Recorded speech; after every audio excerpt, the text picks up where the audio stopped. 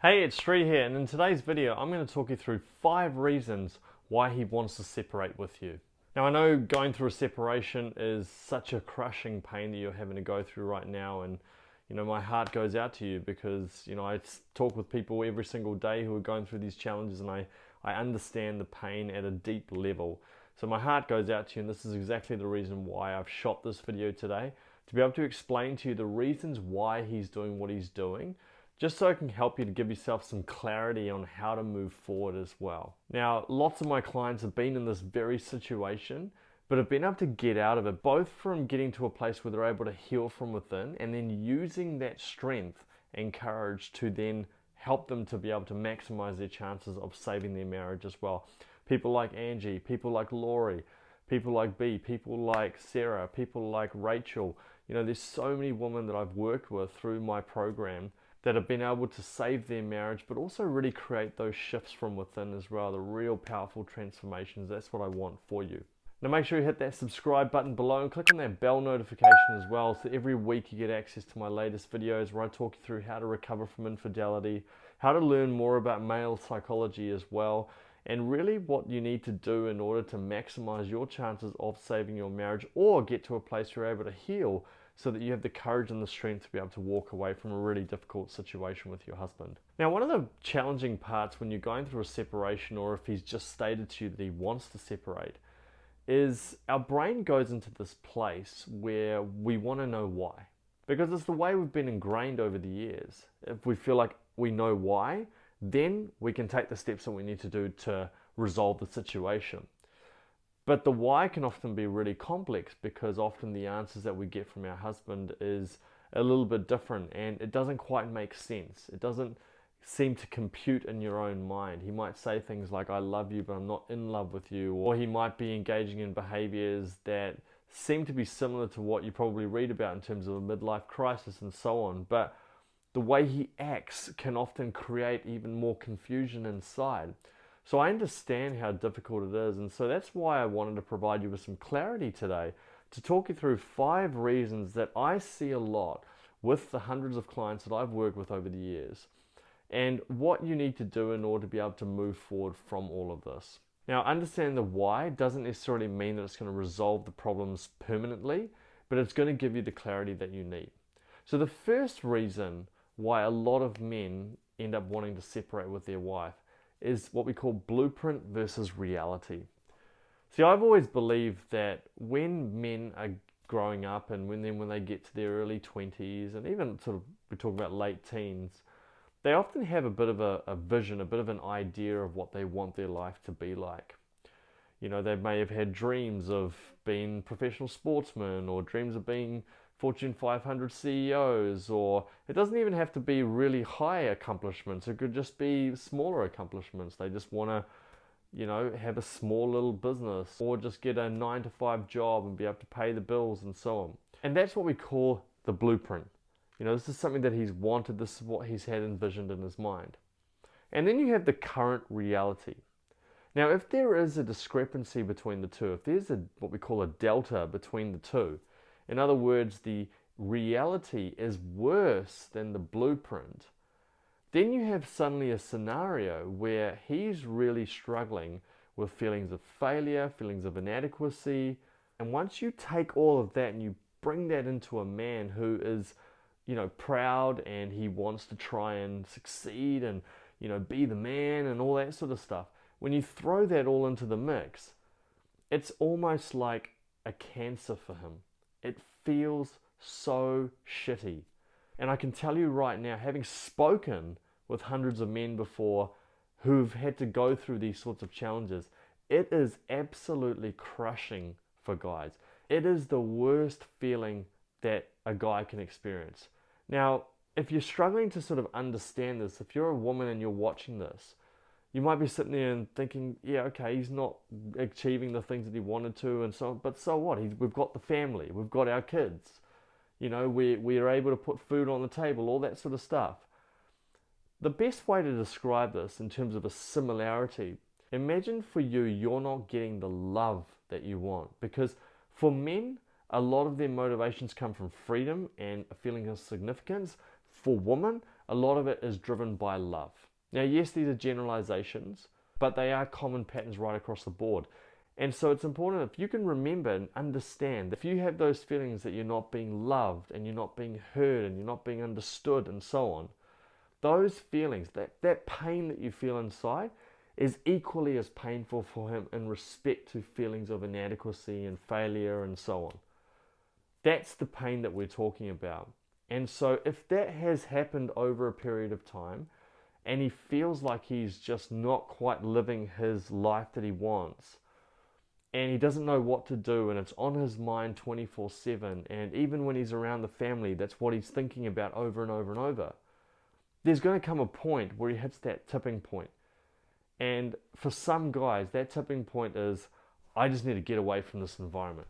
I can't do this. I can't look my wife in the eye. I can't look my kids in the eye. I feel like a failure.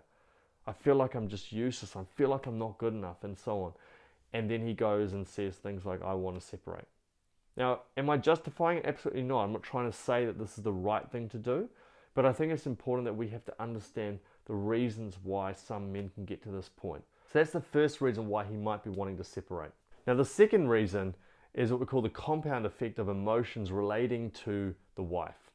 What that means is, if you're in a position where you guys have been, having problems for a long time, it's 5, 10, 15, 20 years, and there's always been that kind of bickering and just not quite positive communication between the two of you. Maybe you've gone through the different cycles of a relationship and now you're at a place where you're just roommates.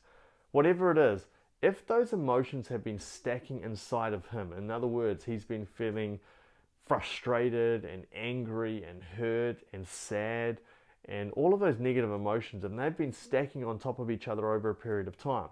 Once again, he's going to get to that tipping point and he's going to say, I can't do this anymore. And I can tell you right now that it's a real thing. In my previous long-term relationship, this is exactly what happened to me. Every day I went home, I was just surrounded by what my perception was negativity all the time, criticism. I was frustrated, I was hurt. Now, I'm not saying that, she was the only one that was doing these things. I know that I was not necessarily at my best as well. And what was happening though was that all of the pressures, all of the challenges that I was having to deal with, combined with the conversations that we were having and the lack of connection, and it would just build up and build up and build up and build up, and then I'd have a moment where I'd be like, I just don't know if this is right for me anymore, or I don't know if this is the right relationship for me. And it just kept on playing in my mind over and over until the point where I had to say, you know what, I can't do this anymore. And even when I said those things, I found that I wasn't getting that message across in the right way. And I say this because I know a lot of women will find their husbands saying certain things and not being quite clear and not being quite direct. So it leaves them quite confused about what's going on. Does he want to be with me? Does he not? You're left with this false hope sometimes. It can be really hard to navigate and really hard to manage. But it's the compound effect of emotions that keeps stacking to the point where he's just like, I'm done. So that's the second reason why he's probably wanting to separate. The third reason is an affair. Even if it's obvious, even if he is actually doing it, or if he's said that he's not, you sometimes have to be a little bit aware that there may be another person hovering around potentially. Now, I don't say this to try and strike fear in you or any sort of insecurity. I think it's just important to just be real about this, because I've had clients before who have told me that their husbands aren't doing anything, and then we find out in the months ahead that there has been some infidelity going on, or at the very least some communication, maybe some chatting online, or sending of text messages and so on. It can potentially happen if you are finding that he's a little bit suspect around his phone, or he's not willing to share his passwords with you, and if he's constantly feeling like, stop invading in my privacy and things like that.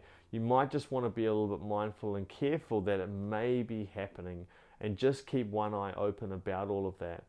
Now, if that means confronting him and having that conversation, or if it may mean that you need to potentially look around on some of his devices at some point to try and figure out what's going on, that may be something you need to do. Now, whilst I'm not a fan of like snooping around and trying to secretly get hold of devices and things like that, I do believe that on occasions you kind of need to take some of that action just to get the clarity of what's going on. And then once you know what's going on, then you need to take control of what you need to do in order to move forward. But sometimes we need to take some of these steps in order to just get the clarity that we need. Otherwise, we are just living in some warped reality and hoping that it's not happening. But we have to get clear. And even in my own situation in the past, I was in a relationship, my partner was cheating on me. I needed to figure some stuff out. I had suspicions, but I didn't know 100%. So I needed to just check my bank accounts and see what was going on. I did just wait around a little bit later until she got home and saw her getting out of the car and all of that sort of stuff in order to try and figure out what was going on. So sometimes you have to kind of put your detective hat on to try and figure out what's actually happening. Now, the fourth reason is what we call changing of seasons. Now, at the very beginning, when people get together, they're a certain version of themselves. Not only are they putting on a wonderful sales pitch, but they're also at a certain stage of their life. And I've seen so many people, especially when I was younger, getting into relationships because everyone else was getting into relationships, or they were afraid that they were just going to be alone, or they were going to miss the boat on some level. And because they just happened to be in a relationship with someone and it was okay, it wasn't great, but they just were afraid of either calling it off or they were afraid that they weren't going to find someone else. What did they do? They just stuck with it and carried on. But what happens is over time, just like the changing of seasons, that person has gone from a place where they were okay with it to over time, and I'm talking years, they're in a place where they start to question, what am I doing? Like, why did I do this? Why did I get married to this person? We don't really have much in common. We don't have a great connection. We don't feel any sort of bond for each other. I don't really have any desire to spend much time with her. Yes, we've got kids. Yes, we've got a family and all of that stuff. And yes, I do love her, but I don't really feel anything special for her. And yes, it's sad, but I don't feel that. And so it's almost as if the seasons have changed a little bit. The way that they were seeing things early on, they were in a different mindset, a different place to now, which is I'm now seeing things with a little bit more of a different viewpoint.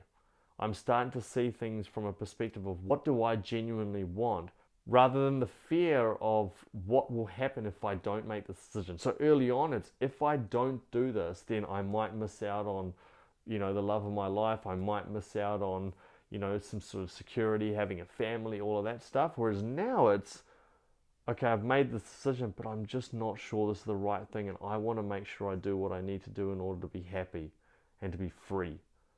And so it's more about where they want to go rather than what they want to avoid in the first place. So the changing of seasons can result in a man kind of getting to a point where he says, you know what, I've got to do something about this. I can't live this way anymore. It really is almost as if he's become like a different person in some ways. Because of all the experiences over the years, he's got a different level of clarity right now. I'm not saying that he's making the right decision, but that's just where he is at that moment in time. And the fifth reason is the accumulation of pressure internally within him relating to his life situation. So remember, we have two aspects to ourselves. We have our life and we have our life situation. This is explained in Eckhart Tolle's work. And if we look at his life situation, let's say he is struggling. Let's say he's struggling to put food on the table. Let's say he's struggling to have a good job that's fulfilling on the inside. Let's say he's struggling in terms of finding happiness and joy, or he's struggling with just the development of the relationship between the two of you, and that there's been this decline over the years because you may have had kids and just disconnected over time. Not that it was anyone's fault, but it was just the fact that you didn't really have a lot of time and energy that you spent with each other, and then that slowly meant that the marriage started to decline. Those pressures can become unbearable for some men. It's not something that he feels like he has control over. He feels just completely helpless at times. Now, some of you might be listening and thinking, come on, look, he's supposed to be a man. He needs to man up and really have some courage. No, You have to remember that for some guys, the emotional buildup is so intense and so painful that they feel like their only option is to escape, to get out of that environment. Now, as we know, this may not necessarily be the right thing. It may be that he's just avoiding the actual issues themselves. But it's so crucial to empathize and to understand with what that person is going through at that moment in time. And the thing is, if you don't come from a loving place, if you don't empathize with it, what happens is you're going to be coming from a place where you're focusing on what you're potentially losing and what you're fearful of, and that's completely okay, it's completely normal, but it just may not serve you in terms of maximizing your chances of saving your marriage and maximizing your chances of really healing on the inside as well. I know that the pain that you're going through is intense, and in no way am I sitting here just trying to justify men's behaviors and so on in these circumstances, not at all. But to really deal with the situation well, we've got to look at it from both perspectives. We've got to understand that person's world. Because if you're only focused on what is going on in your world and your pain, and it's making you angry and pissed off and hurt, those emotions are not productive. They're not going to serve you at all. And it's only going to give him more reasons and vindicate his decision around separating with you. So it's really paramount that you do the healing work on the inside, that you understand his world, and that you take the necessary steps you need to in order to maximize your chances of saving this marriage. And I've seen it time and time again. It's absolutely possible to create those shifts. Yes, we've got some extreme examples always, but on the whole, I genuinely believe a lot of people can create those changes. So what do? How do we create those shifts? Well, this is exactly what I walk through in my program, The Authentic Relationship System, where I take my clients through a journey where they're able to create proper healing in themselves. I mean proper transformation, not some band-aid fix, not some short-term kind of flash in the pan job, not something that's focused on manipulation tactics around the other person. It's all about authentic and real changes and shifts that last a lifetime as long as you continue to do that work. A lot of people just think, I'll just do this one thing, feel great, and then happily ever after. No, that is not how personal development works. That's not how transformation works. It takes time and consistency. But I promise you, if you put the work in and you show up fully, you can experience transformations and shifts that you never could imagine. And so if it's something that feels right for you, if you connect with my material, if you really want to learn how to create those shifts and want the support of me and a beautiful community behind you, then I'd love to be of service to you. So all you need to do is in the description section below, just click on that link where it says book a call with me. Just click on that link, choose a time that works for you, and then I'll contact you at the scheduled time just so I can learn a little bit more about where you're at right now, where you want to get to, and how we can bridge that gap in the shortest possible time as well. I can't wait to speak to you and hear a little bit more about your journey. Thank you so much for watching this video. If you've liked it, make sure to hit the like button below. If you want to get more videos like that, hit the subscribe button. And do let me know what your biggest takeaway is from this video as well. I always love hearing the comments and the questions, so make sure you write them below and I'll make sure I respond to every single one of them as well.